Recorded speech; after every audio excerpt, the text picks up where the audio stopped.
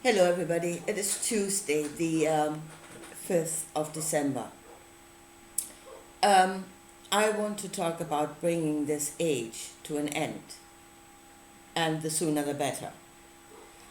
And in order to do that, we must do the works of separating the wheat from the chaff, because that is what God does in the end. You know, He separates at the end of the age, He separates the wheat from the chaff. They grew up together, but at the end of the age, God separates them and He puts one pile into the pit of fire, and He goes with the wheat. That is to say, we then have a clear direction.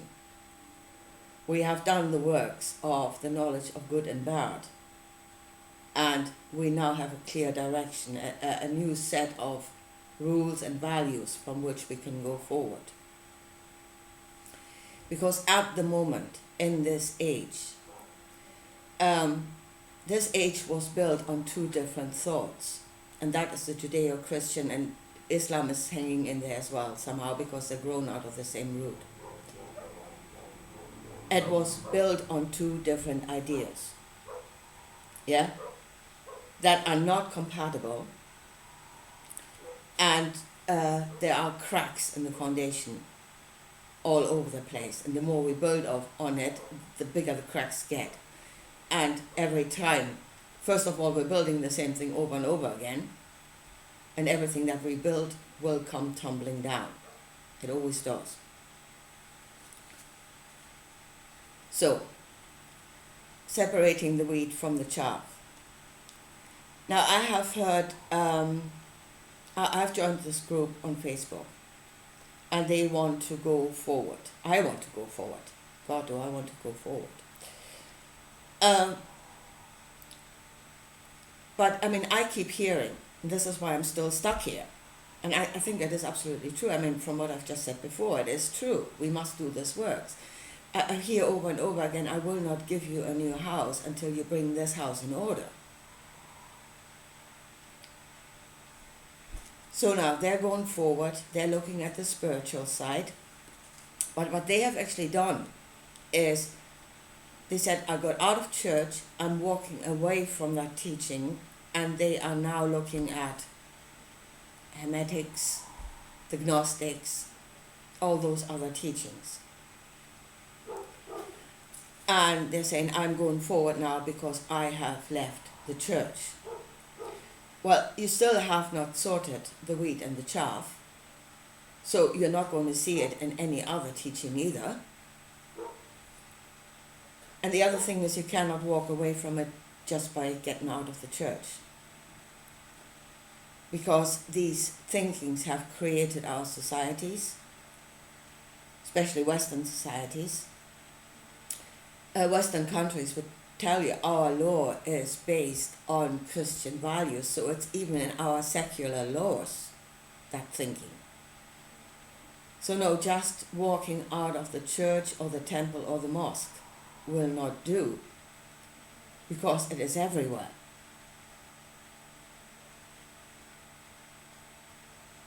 So that will not do.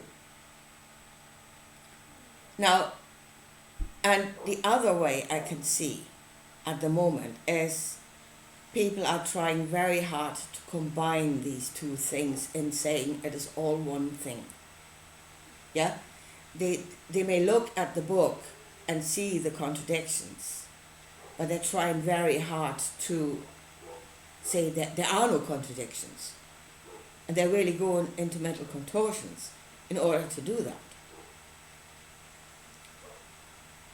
So now, one way this thinking can get into us is obviously if you are a believing Christian, that is to say you've got your brain switched off and you're walking into the church and you are swallowing everything that you're being told down without chewing your food. It's like swine. I've heard that, they're like swine, not chewing the cusp. They're just swallowing it down and it will sit in their subconscious as a fact. And as I said, the other group here that I'm seeing, as they are actually going into mental contortions, even though they see the contradiction, they're going into mental contortion to say how it is truth. I've just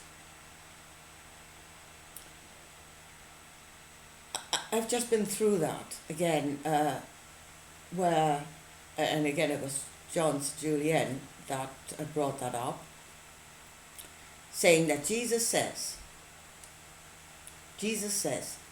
in order to follow me, you must hate your mother, father, and brother. Right. Which should create a reaction in you. You know, how is that right? Especially when in the beginning of the book, in the Ten Commandments, and I believe the Ten Commandments to be the law of the living God, that is the law of this world. And it says you shall you shall honor your mother and father. So I'm saying, and I did a comment, I said, do you not see the contradiction? Or do you not question the contradiction in those two things? I got a comment back from a follower of that channel, who's obviously well indoctrinated, saying, oh, no. You know, if it says you should hate your mother and father, that means you should hate what they are at this moment, but you should love their beingness. That is to say, you must love the underlying truth, but not what they have become, or what they think they are, or what you think they should be. Okay? You should hate that. That is actually not according to this world, that we should hate that. This world does not hate that. Because what he's describing is a state of development. What we think we are is a state of development. Is the point of evolution, of knowledge of self that we're at. Yeah? It's also true that evolution goes into the field of all possibilities. So what we become is by no means set in stone. It could be anything. We have free will. So then you shouldn't love this self, you should hate this self, but you should love the future self. You have no idea what that is going to be. It could be anything. But I say it is not according to this world. Because as I said, those are evolutionary states of consciousness. And in this world, if you look at nature, there are all manners of different states of consciousness, different beings, different forms, and different stages of consciousness. And this world does not hate any of them. But it gives each state a place where it can work in the whole according to what it is.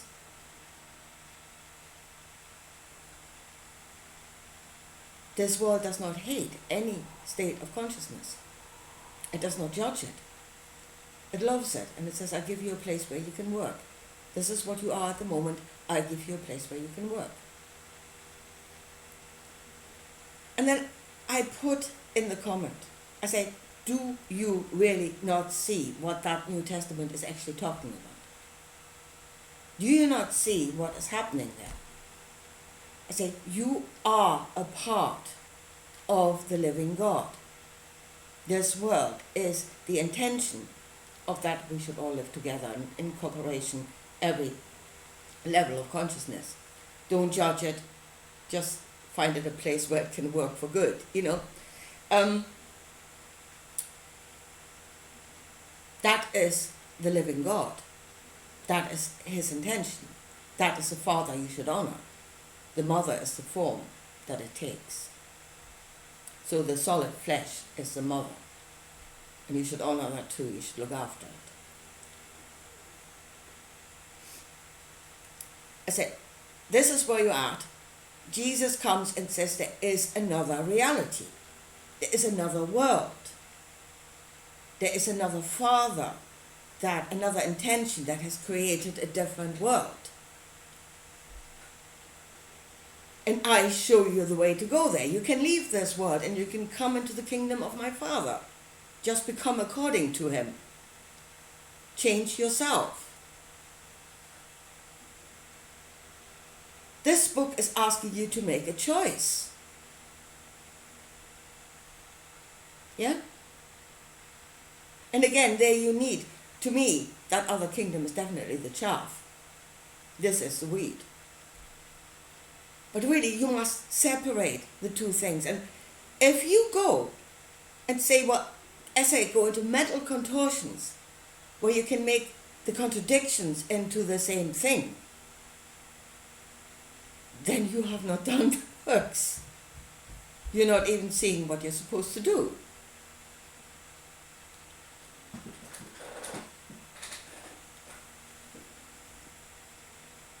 But the way, again, we've been taught to look at this book, and again, I heard somebody say on the channel, and he said, oh, you're not supposed to think about the text. You know, you're not supposed to discern. He says, your puny brain just cannot understand. You know, you're the village idiot. There's no way you can understand what it is talking about. So what you should do is, you should just read the text, darlings, and let the word work on you. And that is exactly the point. That's what it does. The word is creating a man. And if you have no discernment of your own, if you do not have an I am, and you do not say this is right and this is wrong, if you do not make the separation, then you are what some might refer to as Golim, the man of clay, the man that has no I am and that can be created by the word. And it will create you, and through us, create us, and then through us create a world. Last thing I've heard, and that is, again, in the Facebook group, and my friend is coming at me with the same thing all the time, this is just a myth. Get out of the New Testament, this is just a myth. Made up by man, there's nothing in it. Folks, that is an extremely powerful spiritual teaching. Especially if it is taught on the level of no discernment, but where you have to let the word create you. It is an extremely powerful spiritual teaching that will create a man. Yeah? That is not a myth. I can see its workings in this word. I can see its fruit where it is creating man. That is not a myth. That is a working spiritual being, and spiritual teaching. And it works in this world. And it is a problem. It is a big, big problem.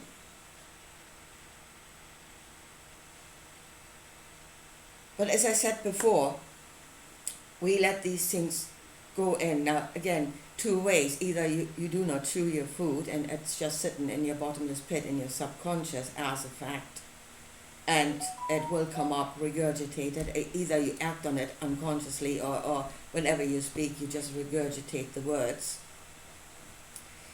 Or, hi, just wait a minute.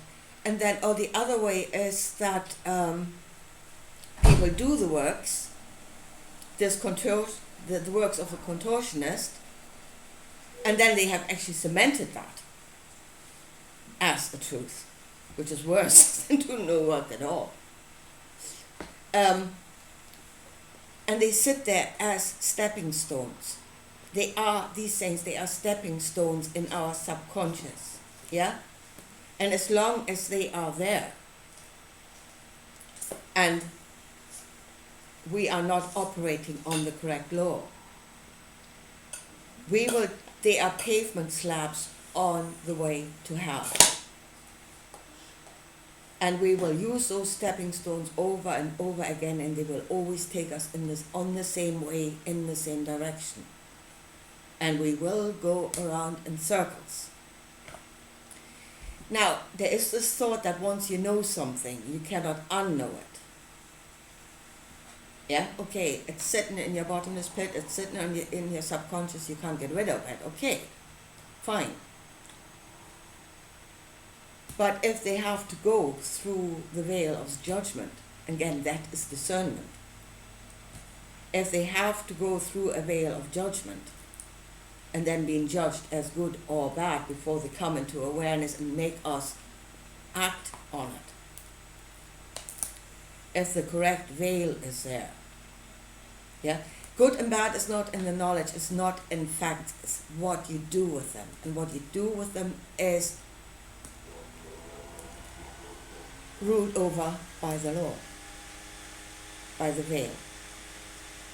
That is the flaming sword, those are the cherubims that are on the entrance of the garden of knowledge that it must pass through.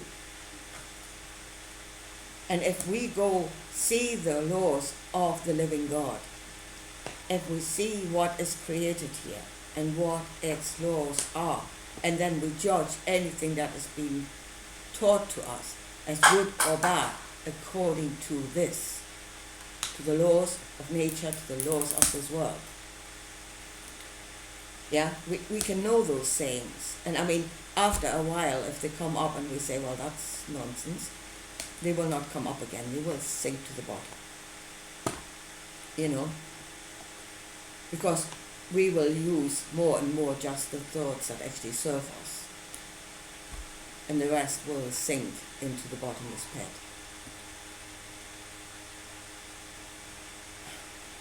And that is the way we must go.